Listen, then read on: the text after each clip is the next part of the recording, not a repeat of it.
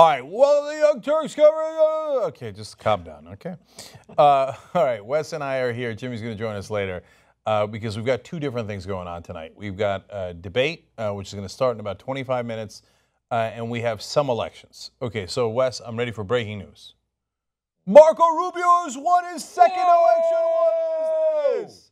Marco Rubio has won Puerto Rico. We are calling it Marco Rubio with his second victory. He's got Minnesota and Puerto Rico, perhaps the two most disparate elections we've had, right? But he got them both. So he's got a lot of diversity in his wins, but that's about it. So he got slaughtered yesterday. We'll talk about that in a minute. But the bigger election today is Maine for the Democrats. That's the only one that remains. That also, the polls close in 24 minutes. You want to give us your guess right now? Yeah, I mean, I think Bernie's going to win. The question is, well, there's a lot of questions. How close, yada, yada. And so let me give you guys context, and then we'll get Wes's guess. Hillary Clinton had a 10-point lead in Kansas in the last poll they did, which was 2 weeks before the voting. So that's a long time, right? Mm-hmm. But still, okay, hey, not bad, right? Now, let me see if I can find you. Yes, here it is. Now, the actual vote yesterday was 67.7 for Bernie Sanders, 32.3 for Hillary Clinton. So she lost by 35. She was favored by 10 and lost by 35. Okay. Now, by the time the voting happened, she wasn't exactly favored. A lot of people thought Bernie Sanders was going to win Kansas. But I don't know anyone who said he'd win it by 35, and I don't know anyone who's giving him credit for that large a victory. I do know a lot of people giving Hillary Clinton a lot of credit for the size of her Southern victories, including Super Tuesday and then Louisiana yesterday. And by the way, that's fair. She won by 48 in Louisiana, which is crushing victory. And Louisiana has more delegates, so she actually picked up more delegates, not nonsense, bullshit, super delegates, but real delegates. She picked up more delegates yesterday than Bernie Sanders did. So you got to give her credit for that, and you got to point that out. But I gave you that as context for, I don't know, if the polls are off by 45 points, who knows what's going to happen in any election. That's true. That's right? true. My guess is he's going to win it by 10. Win it by 10. Okay. That would be closer to his Nebraska win. His Nebraska win was here. Let me give it to you. I want to be exact here. If we can find it in time. Here we go. 57-42. Wow, that's also a 25-point win. Okay, now the number of delegates there are not 15 point. Look at that bias. You're right, a 15-point lead. My bad. I got so blown away by the Kansas numbers, even though I'd seen them earlier. They're unbelievable numbers. Yeah. Especially the way that the press has portrayed the campaign in the last 2 weeks has been, Clinton's the nominee. And everybody else just needs to be quiet, and we're not really going to pay attention to anything they say or do. Wes, we haven't talked about that at all on the show. I know you have. And listen, and I'm not declared for either candidate. But I can just, there was a lot more attention for Bernie in the national press in the run-up to the election. And once the primaries started, even after his victories, I felt like the coverage dropped down. Before South Carolina even. Yeah. It's not within dispute. So yesterday, as we were doing the show live, before the voting began, we said, we predicted if Bernie wins 2 out of 3 states, if he loses any of those states, if he loses 2 out of 3 or 3 out of 3, the headlines will be it's over, it's over, it's over, right? But if he wins 2 out of 3, the headlines will still be dismissive. That was our prediction ahead of time. That was a good prediction. Right. And accurate. Oh, boy, was that accurate. So the Washington Post headline that we read for folks live on the air after the results came in was, Ted Cruz wins 2 states, Hillary Clinton wins Louisiana. No mention of Bernie Sanders' victories at all. Fox News had a much larger headline putting out all the states. They're like, and Sanders wins Nebraska. Wow. Like, what happened to Kansas? That Kansas got called first. They just refused to put Kansas in the headline. So that was amazing. I assume it's an oversight, but that's a lot of oversights back to back to back.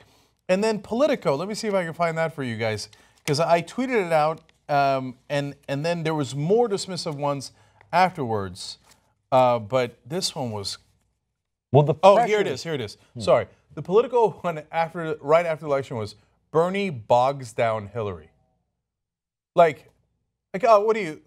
By winning, you're being a pain in the ass, right? I stepped in some Bernie. Yeah, That's why I'm moving so slowly. Yeah, and it's not like, hey, Bernie wins and has a chance of winning. It's like Bernie's annoying Hillary by continuing to win. Yeah, that's true. That is annoying.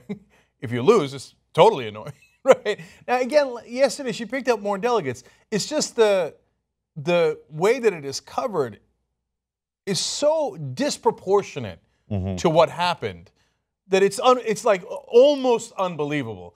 Like, I know it's not conspiratorial, but it is so thorough that someone could be forgiven for thinking it is conspiratorial, right? Which it isn't, okay? No, I don't think it is either. And we talked about this a couple weeks ago. It's really hard to be an insurgent candidate because you don't have, you didn't go to every barbecue and fish fry for 20 years. You don't know about their kids. You don't know about the details of their life. And you don't know the press the same way. Yeah, and the Washington press, I think this is my main theory, okay, is that they all live in the same bubble. And so in that bubble, Bernie Sanders never had a chance of winning. Anybody who thought he had a chance of winning is a moron, is a political knife, right? And should be dismissed out of hand. Now, if you try to show them numbers and polls and results, they become further convinced that you don't know what you're doing because they're like, oh, you're conspiratorial to show me numbers where Bernie's winning. But I don't, like, then how can I prove it to you, right? Right. So now the thing is, at this point, I want you to be clear on this. He's not winning, okay? She has a lot more delegates, even if you ignore the superdelegates. But it is a competitive race where he's won a lot of states. It's nowhere near over. And Super Tuesday, for example, was 7-4. She won the southern states she was supposed to win, but she won them, and she won them sizably. And she won them larger than I would have expected, right? And so she picked up a lot of delegates that way. You should talk about that. But you should also talk about, like, hey, we didn't know who was going to win Colorado or Minnesota, and it turned out it was Bernie Sanders. We weren't sure who was going to win Massachusetts. It turned out it was Hillary Clinton. It was a narrow victory, but a really good one for her, right? Just give us balance, give us reality, instead of like, oh, Bernie's bogging down Hillary by maybe beating her. Yeah, but that's not the right framing for a competitive race. So I guarantee next week, by the end of the week, Bernie can win everything between now and next Sunday, and there will be calls, it's time for Sanders to get out of the race. And there's the no party question. be unified. It's going to happen. There's no question. And then so if that's the case, it's how is it not maddening, the disparity? Because as Wes has pointed out, there's so many things that an insurgent candidate has to overcome. All the things he just mentioned, like most people never talk about. It's and don't miraculous Sanders has gotten as far as he has. I mean, straight up, I believe in democratic socialism. I believe in that he's gotten this far is amazing. Hey, old friend Jennifer Granholm on TV. Okay, now she's with the Clinton campaign, but I used to work with her at Current TV and really like and respect her. Ben Jealous is also on, so he's going to seriously go to bat for Bernie Sanders as he has been. So anyway, so you've got the fact that he doesn't know everybody on the ground where the Clintons have been there for 20 years, et cetera. You got the biggest factor of all, name recognition. Everybody knows Hillary Clinton, and if you're not knee-deep in politics, almost no one knew Bernie Sanders, okay, when we started this process. True. We know him for 40, 50 years, but the overwhelming majority of American voters had no idea who Bernie Sanders was. To overcome that by itself is amazing. Yet add on top of that the entire Democratic establishment, not a little bit, not 60-40, the entire Democratic establishment, including the DNC, is clearly on Hillary Clinton's side. And then on top of that, you add all the media hates you, thinks you should be dismissed even before the voting begins, and finds it insane to even talk about you having a chance of winning, even though you closed a 50-point lead nationwide. Like, there's nothing you can do to get the media to say, oh, we should take Bernie Sanders seriously. With all of those disadvantages, Bernie Sanders somehow is still competitive, and this weekend has already won 2 out of 3 states, and tonight he might win 3 out of 4 states overall for the weekend. And so it's very fair to talk about Hillary Clinton's delegate lead, It's not at all fair to talk about our superdelegates. That is an undemocratic process that'll never stand. Which leads me to point number 2, which is the media keeps counting superdelegates. Almost every count I see has superdelegates in it.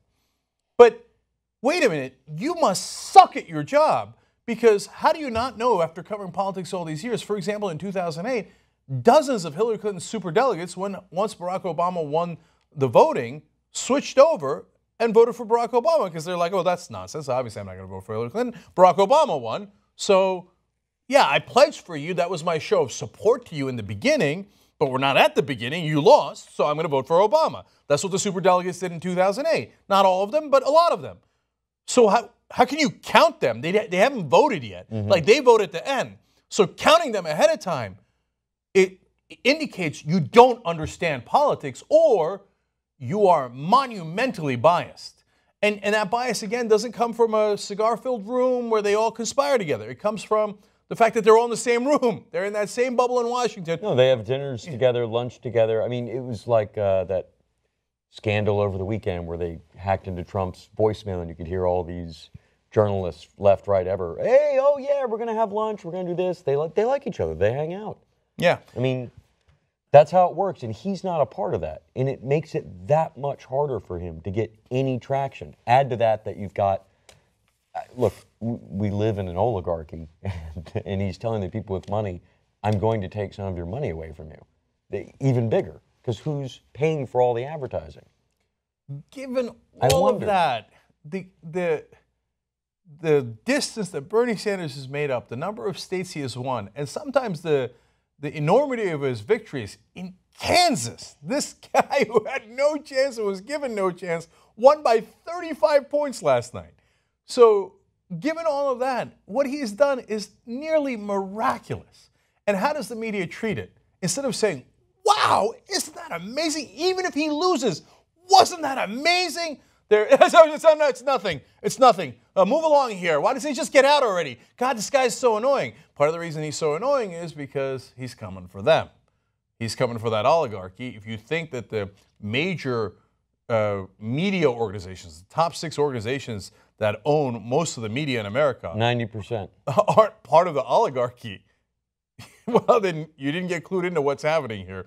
They are part of that power structure. They love that power structure. They get their power and their wealth from that power structure. So, of course, they hate Bernie Sanders. So that's why they won't come on TV and go, wow, instead of, it's no big deal. We always knew it. He's the white states, the Bernie states, the weird states. We always knew it. I mean, what he's done is not interesting or important. Let's just make sure that he gets out of the race immediately.